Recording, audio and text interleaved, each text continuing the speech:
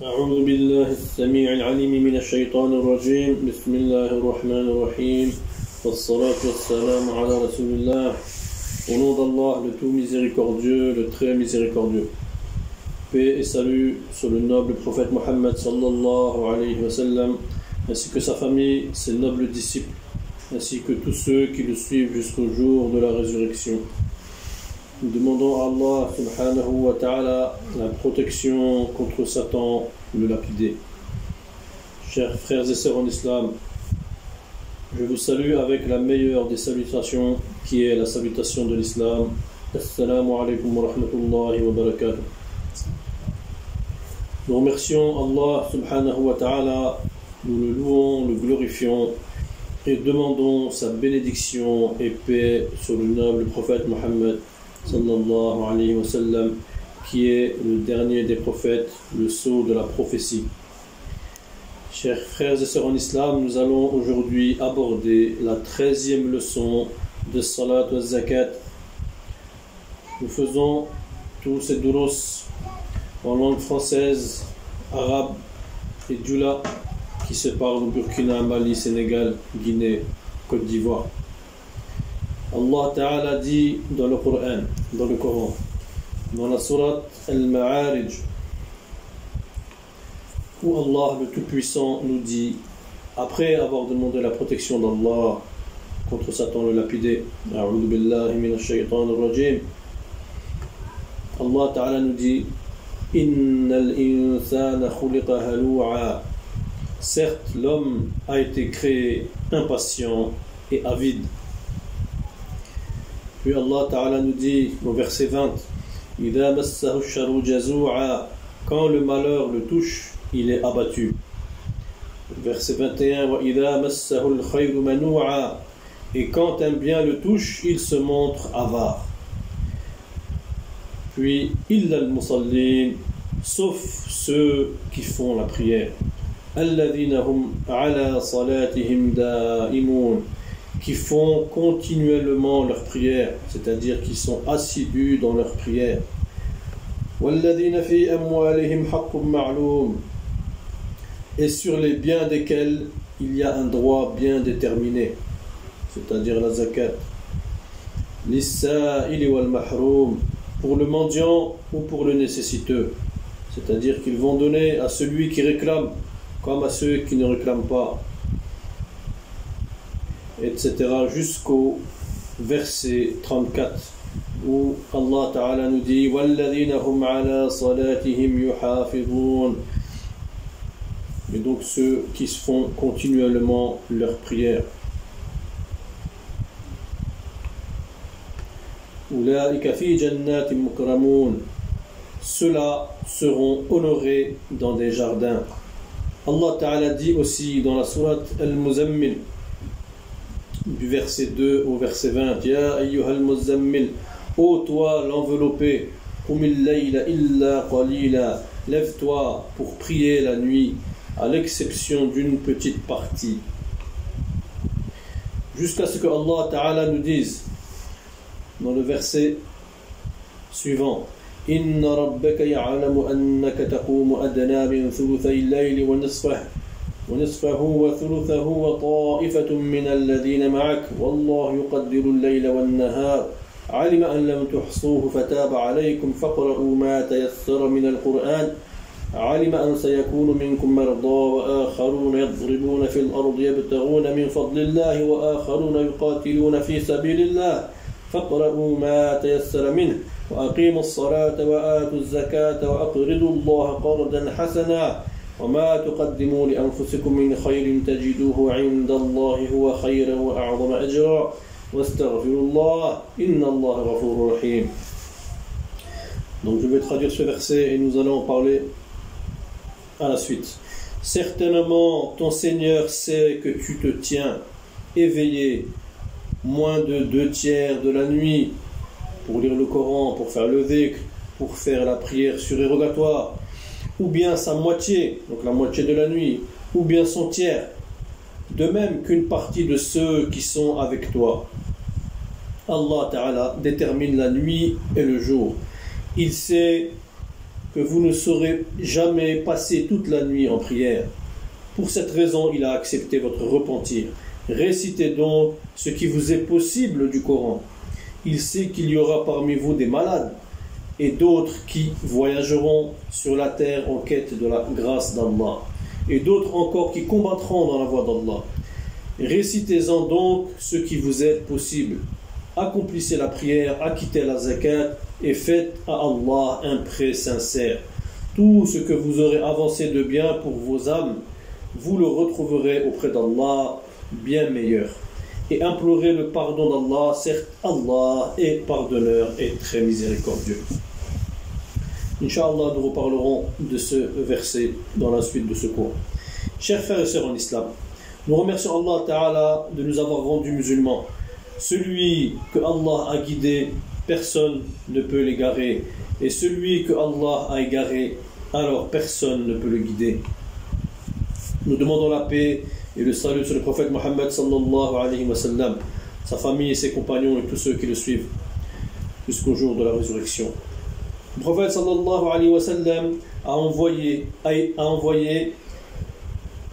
le prophète sallallahu alayhi wa sallam a été choisi et envoyé par Allah subhanahu wa ta'ala. Allah ta'ala a choisi le prophète sallallahu alayhi wa sallam parmi tous ses prophètes et parmi toutes les créatures.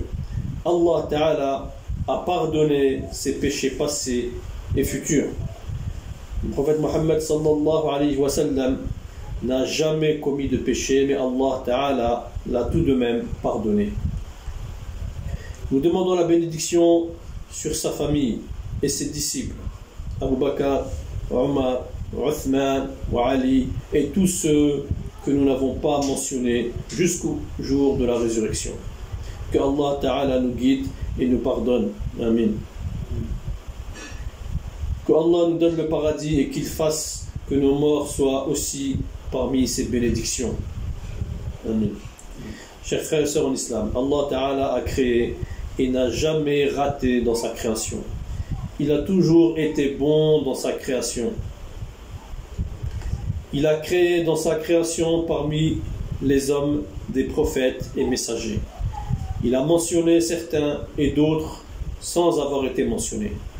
Allah Ta'ala nous dit dans la sourate Nisa, la sourate Les Femmes, au verset 164.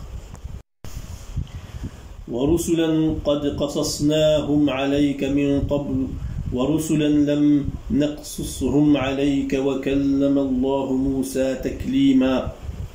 Et il y a des messagers dont nous t'avons raconté l'histoire précédemment, et des messagers dont nous ne t'avons point raconté l'histoire. Et Allah a parlé à Moussa, Moïse, de vive voix.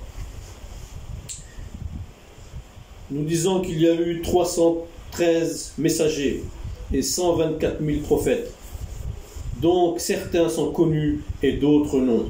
Dans ces 124 000 prophètes, nous allons trouver dedans les 313 messagers.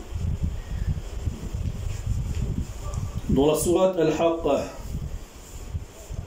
69, Allah Ta'ala nous dit au verset 28 et 29: Ma aghna anni maliya, ma fortune ne m'a servi à rien.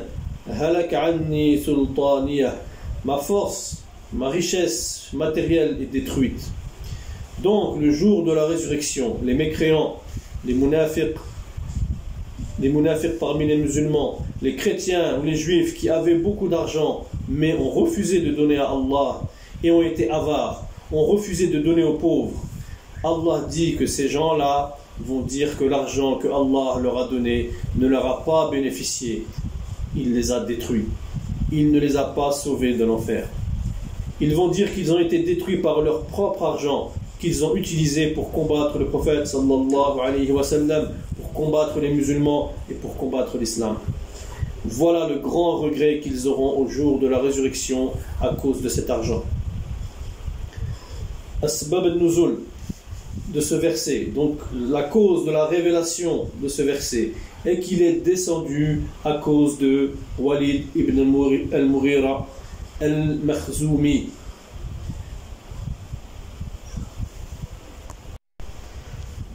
Donc Walid ibn al-Mughira al-Makhzoumi Il s'agit donc d'un grand mécréant qui a combattu le prophète sallallahu alayhi wa sallam.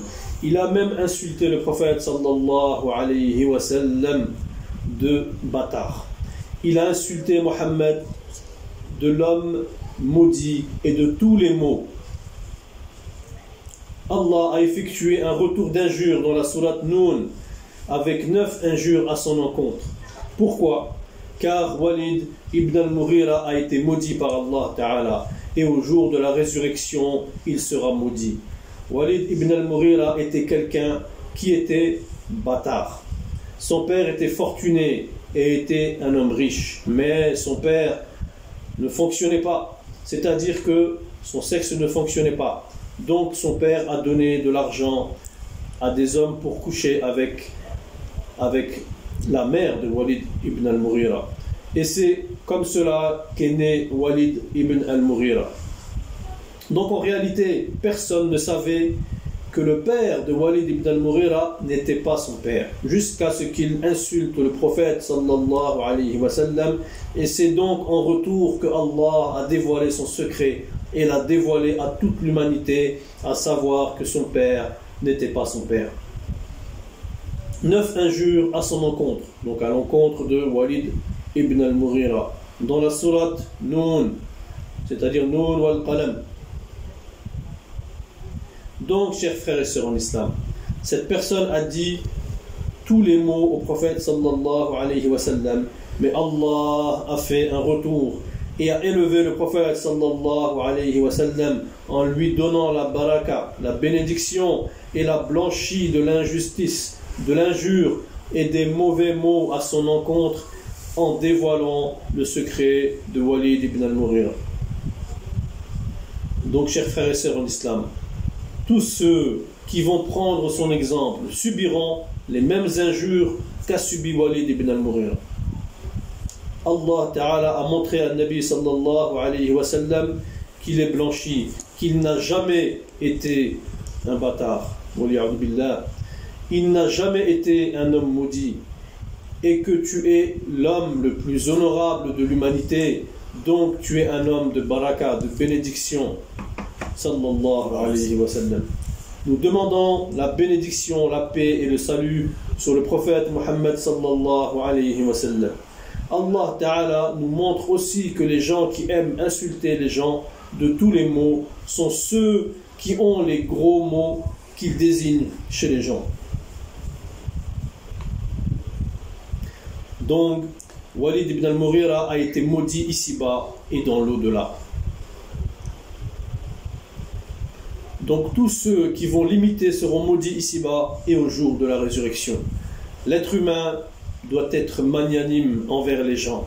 Si Allah Ta'ala t'a donné une fortune et toi tu joues à l'orgueil, tu insultes les gens, tu les chasses de chez toi, tu seras au jour de la résurrection comme Walid ibn al-Mughira et tu diras comme les juifs, chrétiens et munafiq: Ma aghna anni maliyah. Ma fortune ne m'a servi à rien.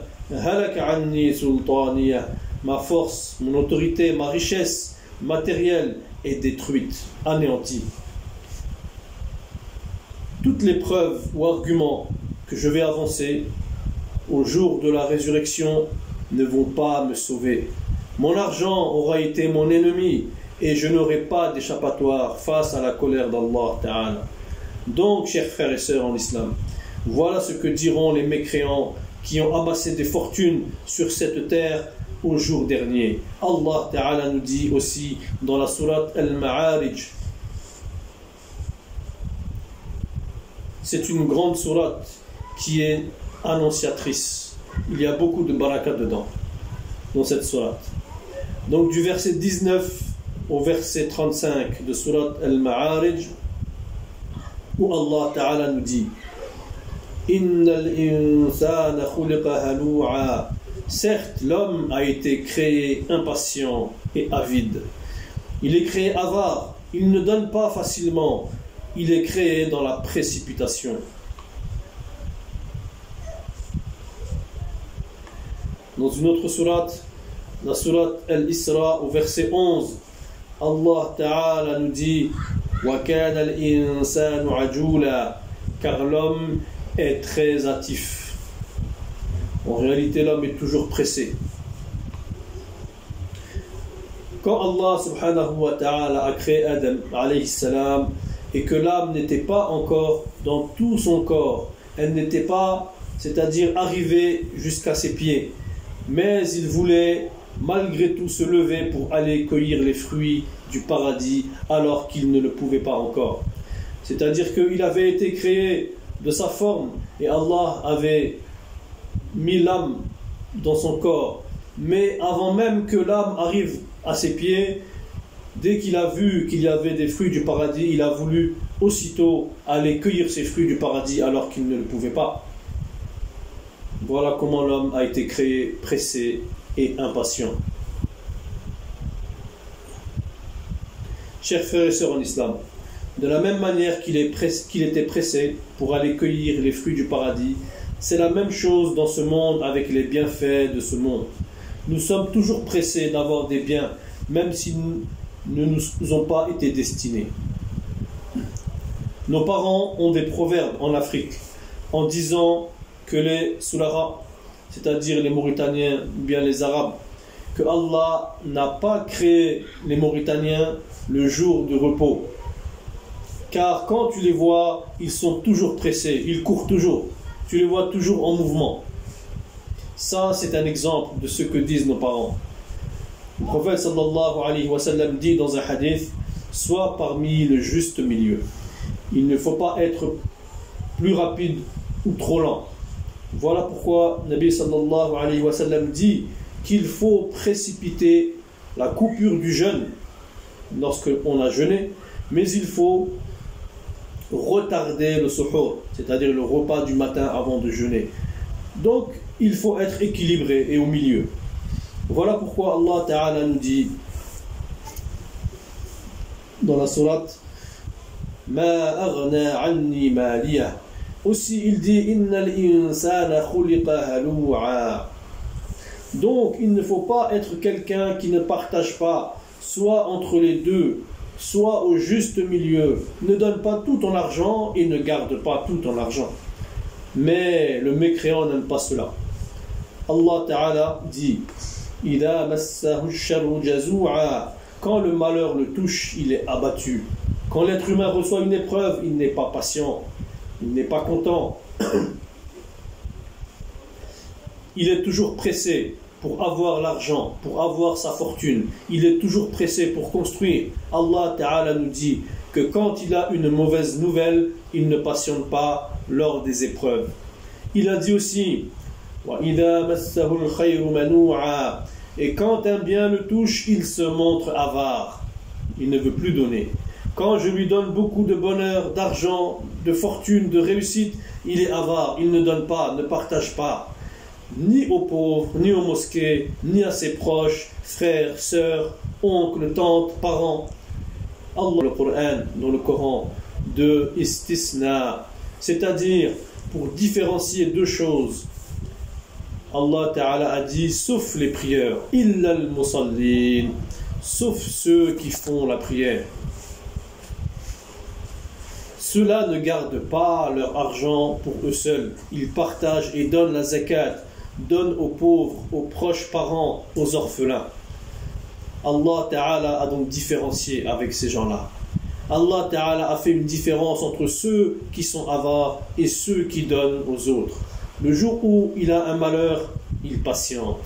Allah Ta'ala dit dans la sourate Baqara au verset 156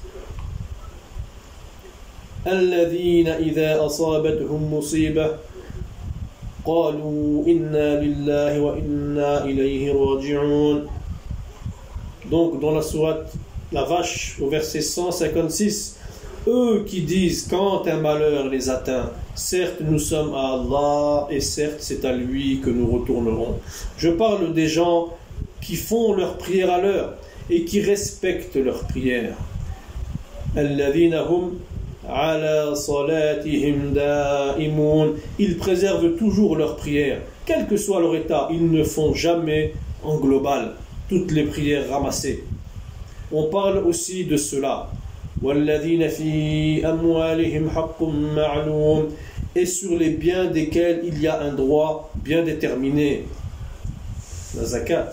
Ici on dit qu'il donne à qui de droit? لِلسَّائِلِ وَالْمَحْرُومِ, pour le mendiant et pour le nécessiteux.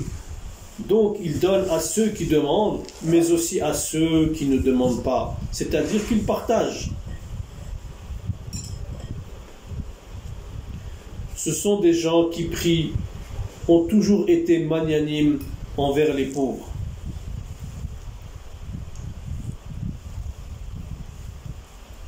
Les femmes veuves, les orphelins, c'est sa prière qui lui donne la force d'avoir ce bon comportement, de donner aux autres, de donner aux pauvres, d'aimer les pauvres et les nécessiteux et de leur donner. Il ne donne pas tout, mais ne garde pas tout. Allah Ta'ala dit que ces gens donnent à ceux qui demandent fi sabilillah, mais aussi à ceux qui ne le demandent pas. Grâce à la force de la prière et au respect de la prière qu'ils font. Ils font leur prière à l'heure et ils le font sans négligence. Nous parlons de cela. Sachez que Allah subhanahu wa ta'ala avait donné au prophète sallallahu alayhi wa sallam 50 prières. Et donc 50 prières pour la communauté quotidienne. Comme vous le savez, comme nous avons souvent entendu les imams l'expliquer, le raconter, c'est Moussa alayhi salam, le prophète Moussa, le prophète Moïse, qui a été intermédiaire pour diminuer les prières, qui a demandé au prophète sallallahu alayhi wa sallam de demander la réduction, car la communauté ne pourrait pas supporter. Et Allah Ta'ala a accordé 5 prières. Mais, par sa miséricorde, si on réalise ces 5 prières correctement, Allah Subhanahu wa Ta'ala va nous donner la récompense et la valeur de 50 prières. Ceci est un rappel. Voilà pourquoi Allah Subhanahu wa Ta'ala nous dit وَالَّذِينَ هُمْ عَلَى صَلَاتِهِمْ يُحَافِظُونَ, et ils font continuellement leurs prières. أُولَٰئِكَ فِي جَنَّاتٍ مُكْرَمُونَ, ceux-là seront honorés dans des jardins, c'est-à-dire le paradis élevé que Allah a rendu noble et honorable.